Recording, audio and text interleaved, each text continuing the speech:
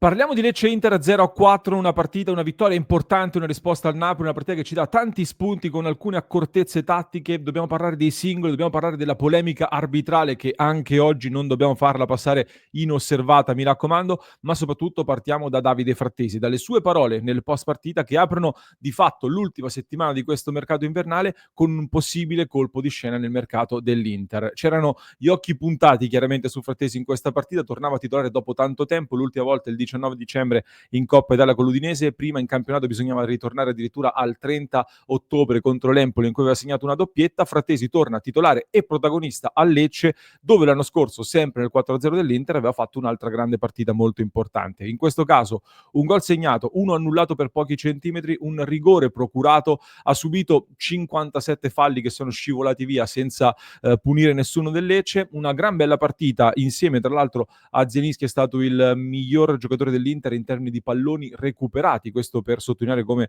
si parla sempre della sua poca attitudine difensiva, invece questa volta è stato tra i migliori per palloni recuperati appunto, e nel post partita dopo questa prestazione in sostanza parla del suo futuro dicendo che sta bene all'Inter, che è felice qui all'Inter, che si sente come in una famiglia e spera di raggiungere dei traguardi importanti. Quindi verrebbe da dire che queste parole più la prestazione al ritorno titolare farebbero tramutare questa somma in una chiusura al caso di mercato che ha animato queste settimane. Quindi si potrebbe parlare di caso chiuso, verrebbe da dire.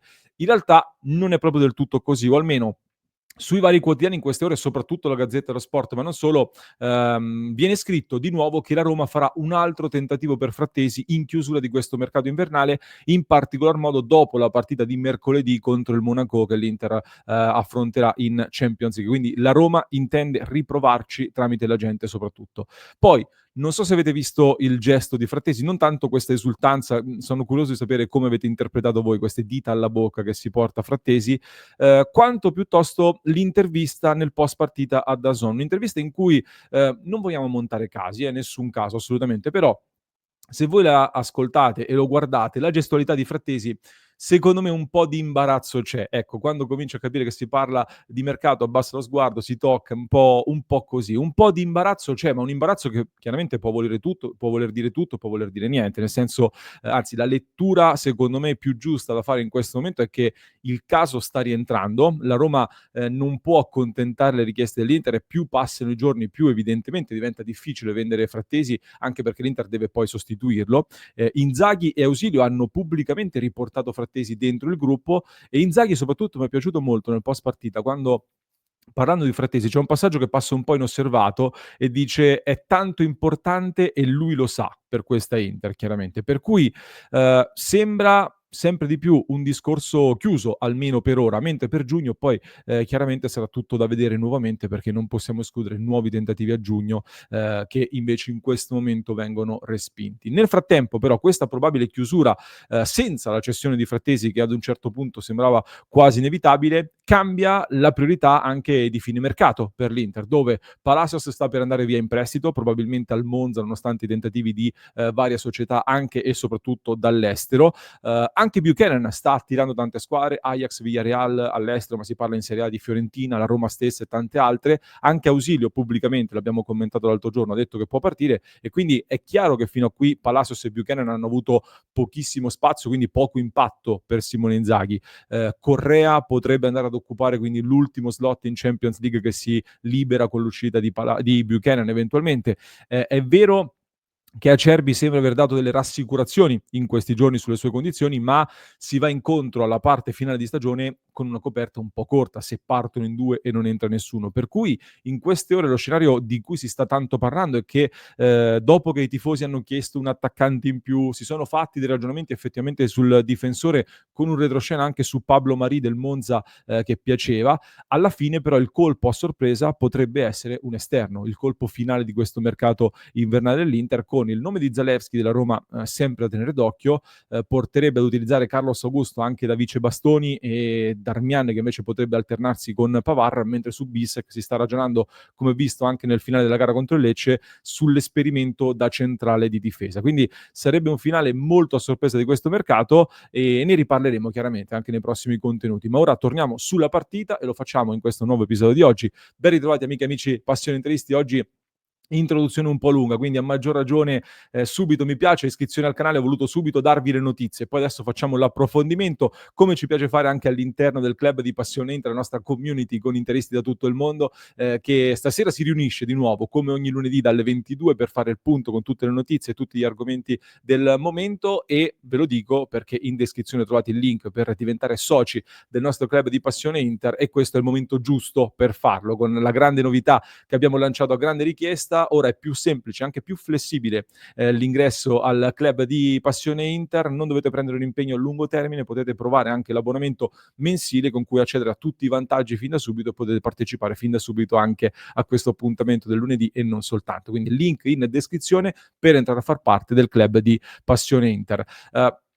In questa partita, in questo Lecce-Inter, ci sono tanti temi molto interessanti. Non riuscirò a metterli tutti, quindi diretta alle 19:30 per approfondire quello che non riusciamo a mettere qui.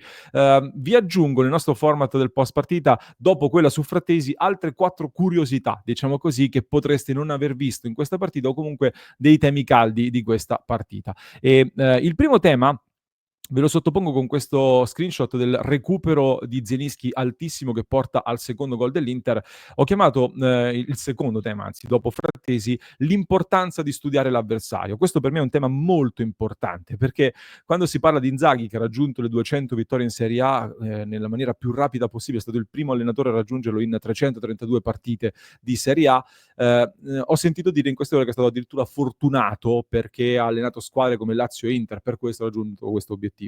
La fortuna, sicuramente una componente di fortuna c'è, ma c'è tantissimo lavoro dietro, e il lavoro per me è un argomento decisamente importante. Il lavoro porta l'Inter a studiare questo avversario che, come vi dicevo io prima della partita, fa poco possesso palla, ma gran parte del possesso palla lo fa nel primo terzo di campo, quindi nei primi 35 metri del campo, ed è lì che si può andare ad aggredire questo Lecce che corre anche dei rischi con dei giocatori che magari tengono troppo il pallone o tecnicamente non sono pulitissimi. Ecco, l'Inter, che ha studiato benissimo questo avversario, inizia la partita aggredendo l'avversario soprattutto in questa zona di campo qua, e Zielinski va a recuperare questo pallone alto che porta poi al gol del 2-0 con un gran gol di Lautaro Martinez. Questo poi mi dà l'assist per parlare di Zielinski, che ha fatto una partita da regista molto buona, secondo me, molto molto interessante. Non è ancora una partita alla Çalhanoğlu, perché poi Çalha ci mette dentro un impatto difensivo ancora superiore, per quanto anche lui, come dicevamo, ha recuperato ben 5 palloni, che non sono tantissimi, ma non sono nemmeno pochi.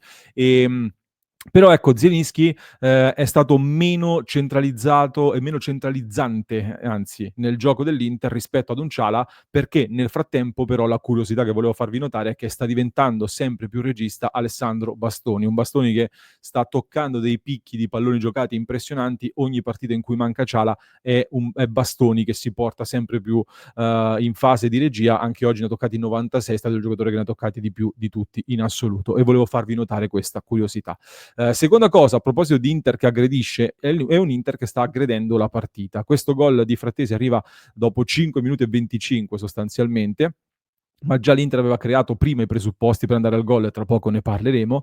È ancora una volta un Inter che attacca all'inizio come aveva fatto contro lo Sparta Praga. A differenza della gara contro lo Sparta Praga, contro il Lecce è stata ancora più cinica, perché non fosse stato per i 2 gol annullati, l'Inter sarebbe stata sul 4-0 nel primo tempo, con 5 tiri verso la porta, comunque con una precisione elevatissima.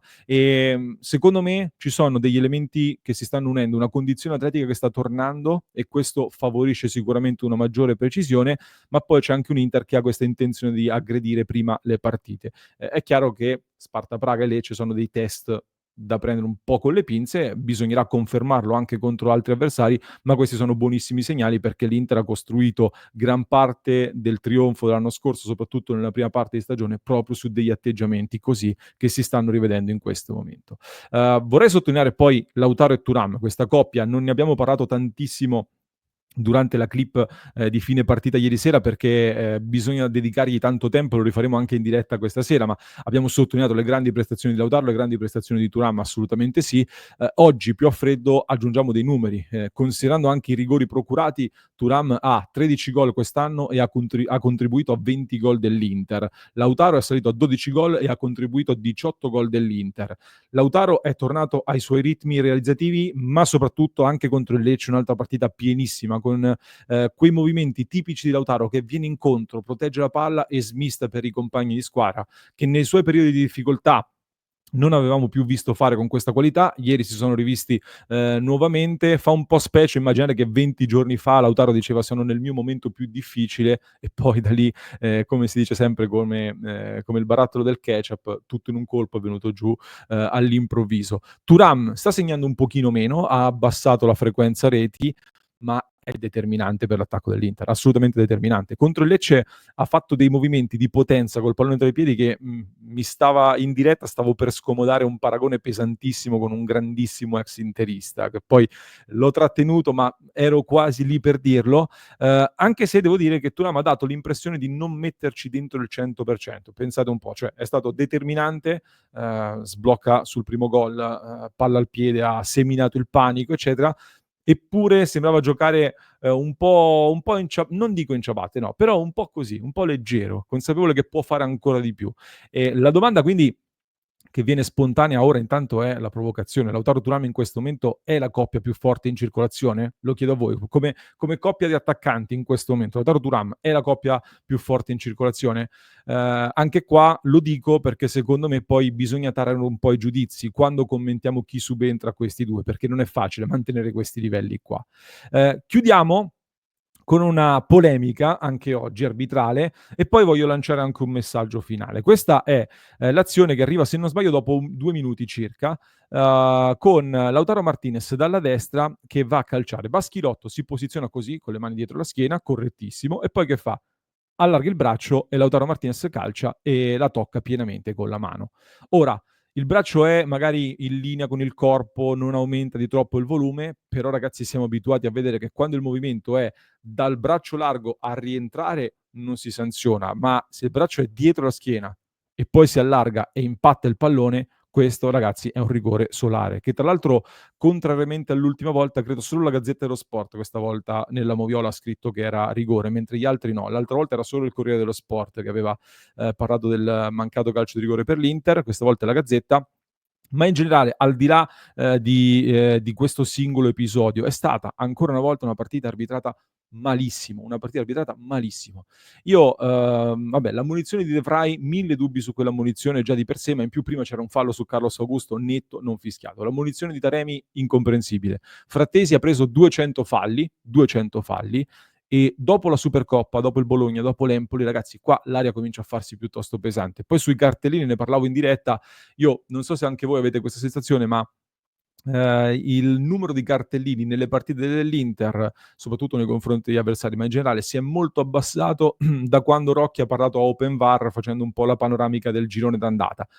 È cambiato un po' il metro e in più ci sono degli arbitraggi come questo che, ecco, non vorrei essere accusato di retropensieri, però da un certo punto in poi il vento è cambiato e anche questa è stata una prestazione arbitrale nettamente insufficiente, assolutamente insufficiente. E Frattesi, ripeto ragazzi, è stato preso a calci e alla fine non è successo niente, nessuno ha ammonito per i falli su Frattesi. Ma a proposito di retropensieri, mentre Conte si autosmentisce da solo perché dice che Inter, Milan e Juve sono obbligate a vincere lo scudetto, poi invece quando era all'Inter non era di questo avviso, non diceva che l'Inter era obbligata a vincere, parla degli altri che sono più belli e profumati, eccetera.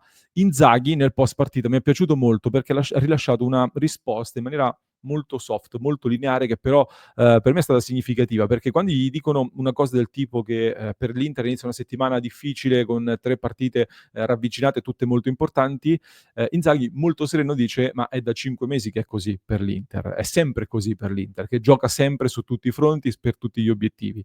Lo dice con la serenità di chi non vede innanzitutto le altre competizioni come un ostacolo, ma le vede come un obiettivo per macinare successi, per crescere ancora tutti insieme come gruppo, come squadra. E poi questo unito a un'emergenza infortuni che sta rientrando. Barella per fortuna sembra solo un colpo che non preoccupa, unito ad una forma fisica che torna e adesso se tutta la preparazione è stata finalizzata a questo, permetterà all'Inter di decollare e ce lo auguriamo e qualche segnale secondo me c'è e intanto i toni anche mediatici si fanno sempre più forti, ecco, È evidente che stiamo entrando nel momento del duello per lo scudetto, è evidente che stiamo entrando nel momento veramente decisivo, ma l'Inter ci vuole entrare senza tralasciare niente e la sfida è iniziata assolutamente, ma l'Inter ha risposto presente e sarà presente. Quindi prepariamoci perché sarà una lunga battaglia e la dovremo vivere insieme. Vi lascio con un altro approfondimento che trovate in descrizione per chi ci ascolta in podcast. In descrizione trovate anche il link per entrare nel club dove in queste ore ci risentiremo e tratteremo tutti questi argomenti, quindi vi aspetto e per chi ci segue su YouTube seguite il prossimo approfondimento che trovate qui.